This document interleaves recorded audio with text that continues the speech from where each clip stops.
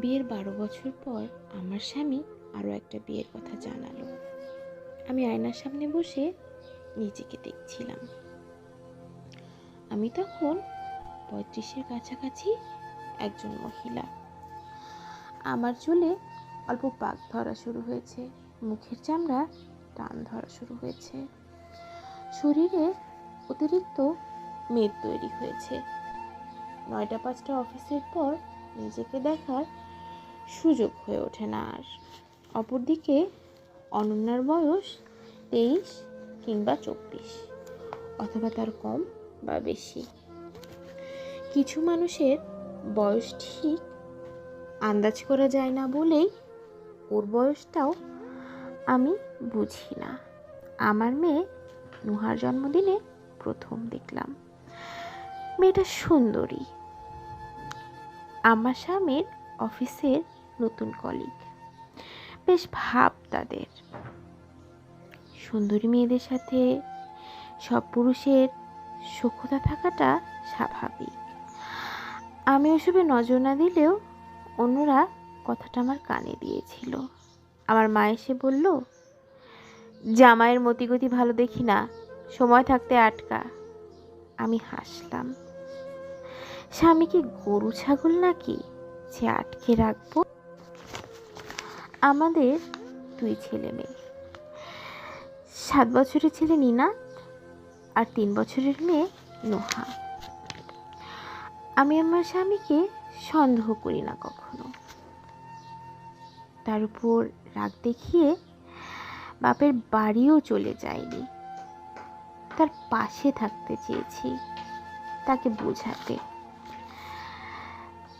তার নতুন বিয়ের কথা শুনেও চেঁচামেচি করিনি।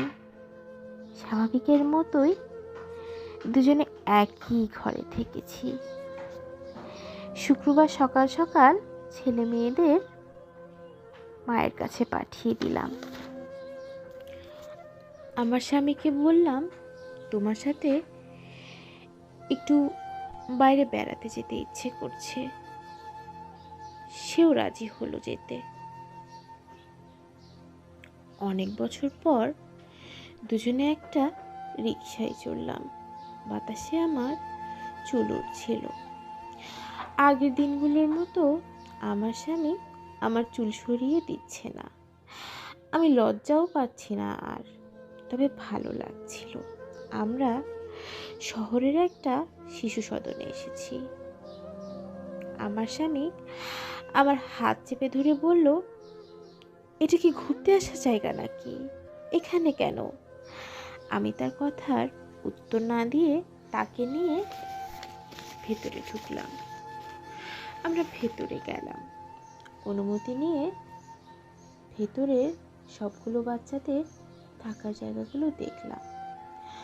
আমার স্বামীকে বললাম, নিনাদ আর নুহার জন্য আজকেই ব্যবস্থা করে যাব, না পরে একদিন আসবো? তুমি কি পাগল হয়েছো? ওরা এখানে কেন থাকবে? এখানে তো এতিম বাচ্চারা থাকে। আমাদের ছেলে মেয়েরা কি এতিম নাকি? তুমি আর একটা বিয়ে করলে আমি কি বিয়ে না করে বাচ্চাদের নিয়ে থাকবো? আমার বিয়ে হলে আমার স্বামী কিংবা তোমার বউ নিশ্চয়ই আমাদের বাচ্চাদের দেখবে না। তাই আগে থাকতে ব্যবস্থা করে যাওয়াই ভালো। ভেতরের পরিবেশ তো দেখলে, বাসায় গিয়ে জানাবে। এরকম পরিবেশে আমার ছেলেমেয়েরা থাকবে, এটা আমি কখনো চাইনি আর চাইবও না। বাসায় চলো। আমি আর একটু ঘুরতে চাই, পার্কে যাব, আসো। পার্কের বেঞ্চে কাপলদের ভিড়। শুক্রবারে মেলা বসেছে মানুষদের। আমরা মাঝবয়সী মানুষদের জন্য পার্ক না। আমরা এখানে আগের বয়সের মতো চাইলেই বসতে পারি না। একটা খালি মতো জায়গা দেখে বসে পড়লাম।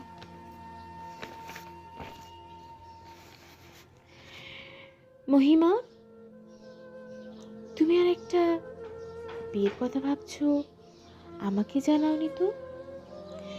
তুমি যখন জানালে তারপরেই ভাবলাম। আমার বয়স তো বেশি না, সবে মাত্র 35। এখন বিয়ে করলে তাও সমাজ মানবে, এরপরে আর মানবে না। বাকি জীবন একা থাকা যায় নাকি?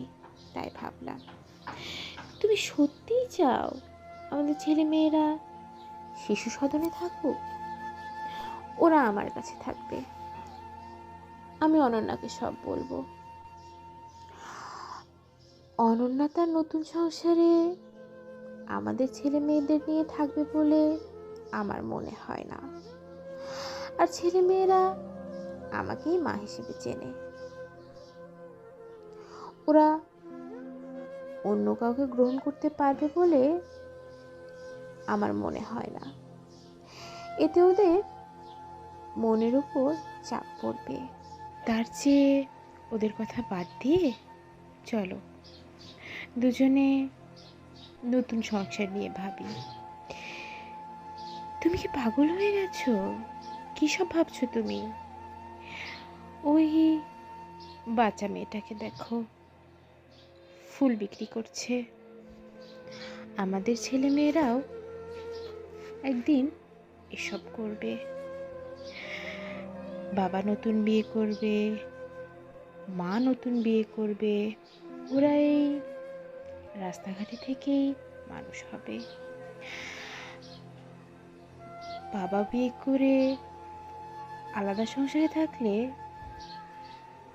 মা একা ছেলে মেয়েদের মানুষ করতে পারে, তবে ওইসব ছেলে মেয়েদের মানসিক কষ্ট তো আর কম হয় না।